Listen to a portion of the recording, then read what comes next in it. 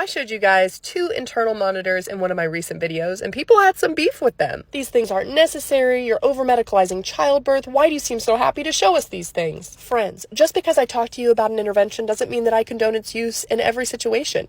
Next week, I'll probably talk to you about episiotomies, even though I hope to never have to do one. I show you these things because I don't want the first time that you encounter them to be when you are stressed and in pain. I also know that many of you are not going to get the full picture about what these interventions are and what the risks are, so I want to make sure that you have the information you need to give true informed consent. Now let me tell you about the IUPC and why it might be useful. The IUPC monitors the strength of your contractions, and it tells us how frequently they're coming. Your external monitors, contrary to popular belief, cannot tell us the strength of the contractions. It doesn't matter how big they look on the screen. So let's say, for example, you are getting induced and you have an epidural. You're on Pitocin, your contractions are really close together, and you have a great pattern. A pattern that we would expect would probably produce cervical dilation, except there is no cervical dilation. Every time a cervical check's done, you're at the same spot that you were 5 hours before. If this happens for long enough, your doctor is going to say that the induction failed and they are going to want to do a C-section. The IUPC, which can measure the strength of the contractions, will give us the opportunity to say, hey, look, doctor,